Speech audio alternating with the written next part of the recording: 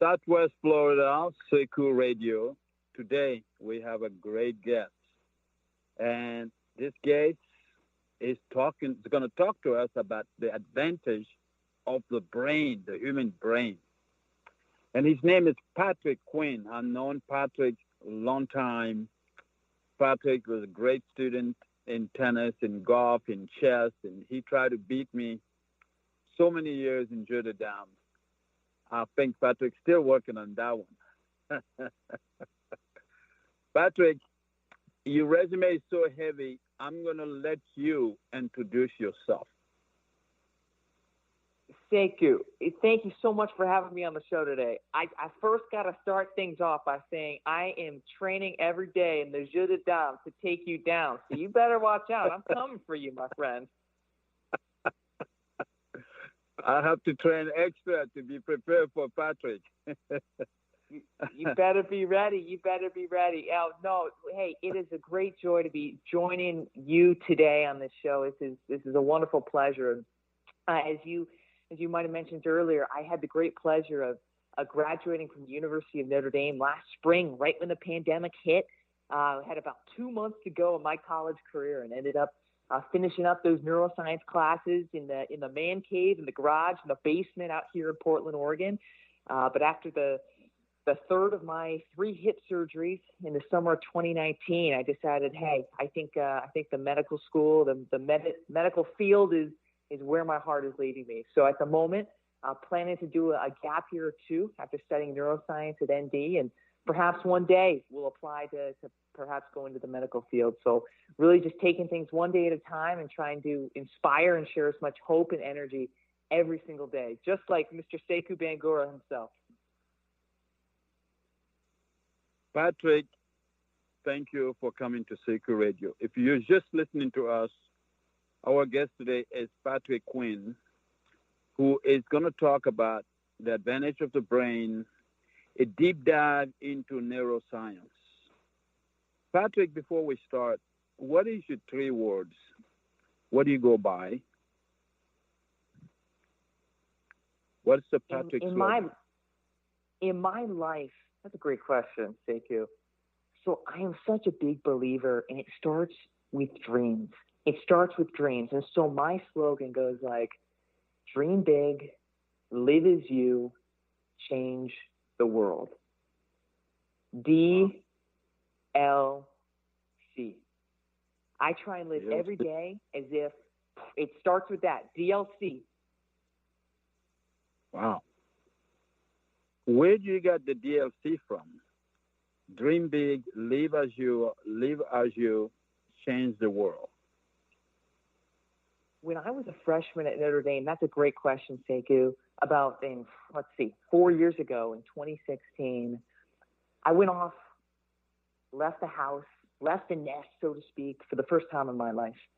And Sekou, when I got to South Bend, Indiana, not many people know where Notre Dame is. It's in the great town of South Bend, about 2 hours I know where it's South Bend is. Very close to Chicago. You've been there. Too far. Yes. Not too far. That was the first time I was away from my family, and really during that first year of a lot of fear, a lot of trying to figure out, okay, how do we do this thing, living as myself on this earth. I was really able to confront a lot of fear, a lot of doubt in my heart, and that really kind of brought me to be grounded in kind of those 3 mantras. And so for me, I like to approach every single day as we have to dream. Everything starts with a dream. If we don't have the confidence and the courage to take on that dream, then how do we expect to go and live the life we want to live? And then at the end of the day, we have that dream. but we have to live authentically. Each one of us has the gifts and the unique opportunity every single day to share our authentic self with the world. And then finally, the goal is to change the world. The goal is to move the needle in a positive direction, a little bit more, a little bit better than when we came into this earth. And so I like to kind of combine those three. Dream big, live as you, change the world. I think that's something each of us can do every single day. Right. Patrick, what will be today we are, if you're joining us, this is Sekou Radio. We're talking about the advantage of brain and a deep dive into neuroscience. What would be the simplest definition of the human brain? That's a great question. So for those listening who have not had 4 years of a neuroscience education, maybe have heard of the brain but don't know too much about it, the best way I would describe the brain is it's your best friend. But more concretely, I would describe the brain as an organism that allows you to live. It allows you to breathe. It allows you to function, to think. Literally anything you do, what you're doing right now, you're listening to the great Sekou Radio. You're probably putting some food in your mouth. Maybe in the back of your mind, you're thinking about what you're doing today. The brain is what is allowing you to think and function the way you're doing right now. It's extraordinary.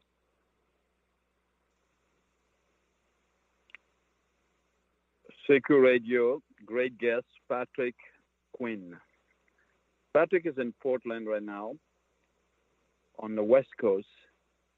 What can we do to maintain the brain healthy, Patrick? So the brain.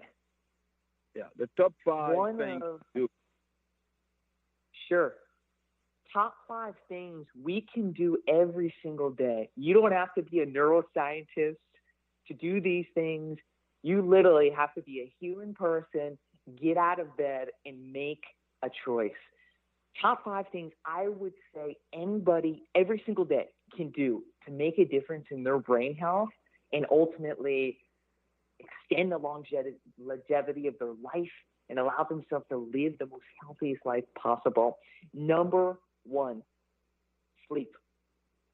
The reason why I say sleep is because studies consistently show that when we sleep, our brain goes through a process of removing toxins and going about removing all of these, again, things, chemicals, whatever, in our brain that are there that need to be cleared away. So when we sleep, we're not only consolidating memories from the day, we're not only preparing our body and our mind for whatever lies ahead the next day, but we're literally letting go. It's kind of like a cleansing system. There's a cleansing system that happens. There was a recent study by the great Dr. Mathew at the University of Cal Berkeley that recently showed that these cells called glial cells that help out our nerve cells in the brain, they function in releasing these toxins.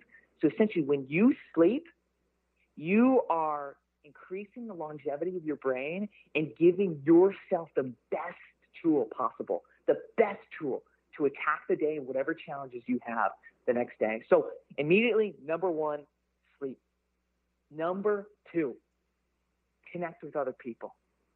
And I bet a lot of you listening right now might have thought that I would have said, eat healthy or exercise. Number 2, I'm going to say is connect with people. And you know why I say that, Sekou? Because connection is everything to our brain. Connection is the life-giving soul to our brain. That is like our brain is 75% water. It's crazy. So it's literally like another form of water to our brain. When we connect with other people, when we take the time to have a conversation, to get together with someone, to be social, we are literally giving our brain the fuel to stay healthier. The most connected people in this world are the ones that live the longest. They're the ones that are happiest. They're the ones that feel most fulfilled. Connect with other people. That is one of the greatest things you can do. Number 3, keep moving. Whatever form of exercise, whatever form of movement you enjoy, do it. Because the more you move, whether it's a 10-minute walk with your mom, whether if you want to jump on an exercise bike, maybe you love yoga, maybe you love weightlifting, P90X, whatever it is, the more you take even 10 minutes a day to move, that is incredibly helpful for your brain. Because the more you move, the more blood flow happens, the more blood goes to your brain. And every time you are allowing yourself to think clear and use your brain in a more invigorating way, think of it. You're basically fueling, you're propelling whatever you're doing that day. You're doing it at a higher standard, a higher degree.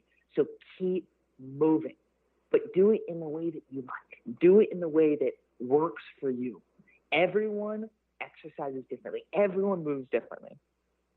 Number 4, learn something new every day. Be a lifelong learner. One of the best ways to help your brain is to continually challenge yourself to try something new. Google something you don't know. Every single time you put yourself in a new circumstance, read a new book, have a new conversation, watch something new on TV that interests you, you're allowing these connections between these nerve cells in our brain to fire even more rapidly. So to put it in perspective, for someone that doesn't have a neuroscience education, we have roughly 100 billion of these nerve cells in our brain. These little guys that communicate to each other. They're the things that communicate information. So think about it. Every single second you are awake, every single second you are asleep. These nerve cells are basically passing along information to each other. 100 billion of them. And so when you take the time to learn something new, think of it as these nerve cells fire faster. They fire stronger. And the connections, we'll call them roads. The roads between these nerve cells are made stronger, are made more efficient, and are easier to process. So as much as it's easy to throw on that same TV show that you love, or to have that same conversation that you've had with your son or your daughter a million times, try something new. It could be the best thing you ever do. And finally, Sekou, I'm getting to number 5 here. I'm getting to number 5. No, let's keep going. Let's keep going. I like this. Let's keep going. We'll go to 6. We'll go all the way to 10. Let's go. Keep going. Number 5. Next thing, fuel the body. Fuel the body. And you hear a lot of people say, oh, eat healthy or stick to a diet. I like to view it as you're putting fuel in your body. The fuel you put in your body goes to your brain. Your brain consumes roughly 25% of all the food you put in your body. That glucose goes to your brain. And think about it. The brain is about 3 pounds. It takes up, we'll say roughly 2% of your body weight, but yet it needs 25% of the fuel. Dang. So think about the next time you put food or drink in your body, recognize that makes a ginormous difference on how you function. That's number 5. Number 6, stay present.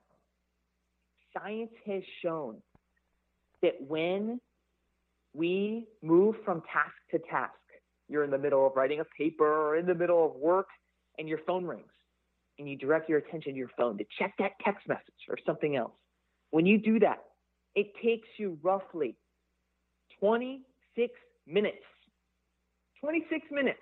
to get your brain back to moving, to functioning, and to getting focused on the task at hand. So one of the best things you can do for your brain is when you're rocking with one task, when you're focused on one thing, as much as you can, limit the distraction. This is in the form of when you're talking to someone, be present with the person.